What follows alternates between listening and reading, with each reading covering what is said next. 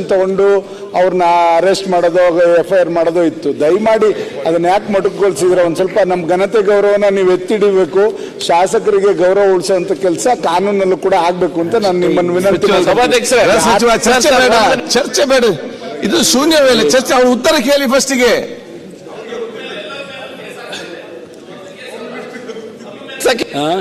ಅಲ್ಲಿರುವಂತಹ ಶಾಸಕರ ಮೇಲೆಲ್ಲ ನೀವು ಪಾಯಿಂಟ್ ಔಟ್ ಮಾಡಿ ಟಾರ್ಗೆಟ್ ಮಾಡಿ ನೀವು ಕೇಸ್ ಮಾಡ್ತಾ ಇದ್ದೀರಿ.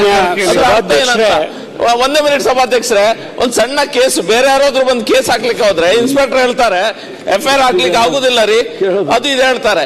ಇದು ಒಬ್ಬ ಶಾಸಕರ ಮೇಲೆ ನೀವು ಒಟ್ಟು ಕರೆದು FIR ಹಾಕ್ತೀರಿ, ಗೃಹ ಸಚಿವರು ಉತ್ತರ ಕೊಡ್ತಾರೆ.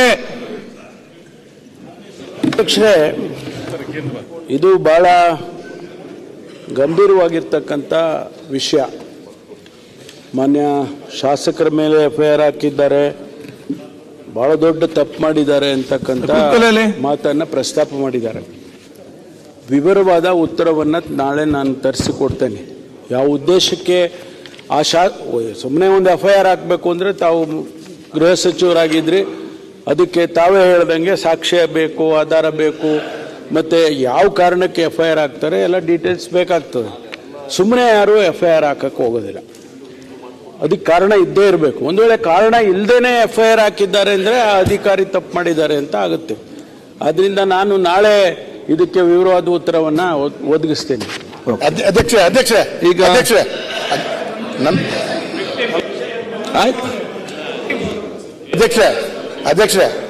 ಈಗ ದೇವಸ್ಥಾನಗಳಿಗೆ ಹೋಗ್ತಾ ಇರುವಂತ ಸಂದರ್ಭದಲ್ಲಿ ಅಲ್ಲಿರುವಂತ ಕೆಲವಾರು ಜನರು ಶಾಸಕರಿಗೆ ಏನೋ ಮಾತಾಡ್ತಾರೆ. ಅವರು ಏನೋ ಶಾಸಕರವರಿಗೆ ಹೇಳ್ತಾರೆ, ಒಳಗಡೆ ಹೋಗ್ತಾರೆ. ಒಳಗಡೆ ಹೋಗಿ ಬರುವ 1.5 ಗಂಟೆ ಆ ವೇದಿಕೆಯಲ್ಲಿ ನಾನು ಇರ್ತೀನಿ. ಆ ವೇದಿಕೆಯಲ್ಲಿ MLC ಅವರು ಕೂಡ ಆ ವೇದಿಕೆಯಲ್ಲಿ ಇರ್ತಾರೆ. ಅದರ ನಂತರ MLC ಅವರು ಬೇಗ ಹೊರಟು ಹೋಗ್ತಾರೆ. ಅದರ ನಂತರ ಅಲ್ಲಿರುವಂತ ಹುಡುಗರು ನನ್ನನ್ನ ಗೆರವು ಹಾಕ್ಲಿಕ್ಕೆ ಬರ್ತಾರೆ. ಗೆರವು ಹಾಕುವಾಗ ಎಲ್ಲರೂ ಸಮಾಧಾನ ಮಾಡಿ ಕಳಿಸ್ತಾರೆ. ಇಲ್ಲಿ ಗಲಾಟೆಗಳು ಗೊಂದಲಗಳು ಆಗ್ಲಿಲ್ಲ. ಆದ್ರೆ ಅದಕ್ಕೆ ನಾನು ಕುಮ್ಮಕ್ಕು ಕೊಟ್ಟಿದ್ದೇನೆ, ನಾನು ಹೊರಟಿದ್ದೇನೆ ಅಂತ ಹೇಳುವಂತ ದೃಷ್ಟಿಯಲ್ಲಿ ಅದೇ ಸಚಿವರೇ, ನನ್ನ ಕರ್ತವ್ಯವನ್ನು ನೀವು ಹಿರಿಯರಿಗೆ ನನ್ನ ಮಾತನ್ನ ಹೇಳ್ತೀನಿ. ದಯವಿಟ್ಟು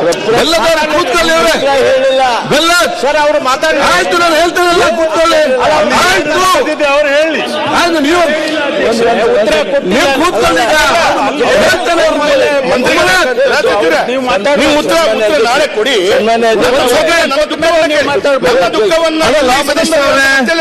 ವಿಚಾರ ಇರಲಿ, ನನ್ನ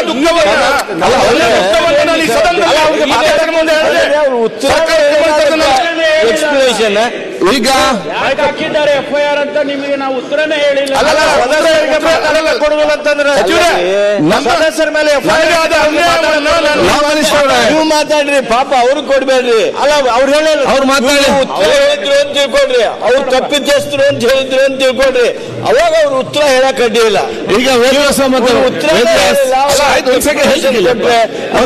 ಈಗ ಕಾನೂನು ಸಚಿವರು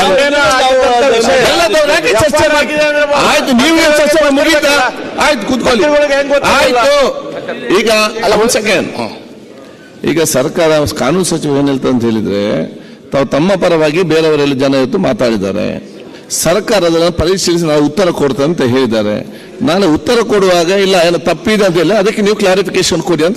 ಸರಿ ಇದೆ, ನೀವು ಹೇಳಿ ಸರಿ ಇದೆ ಅಧ್ಯಕ್ಷರೇ.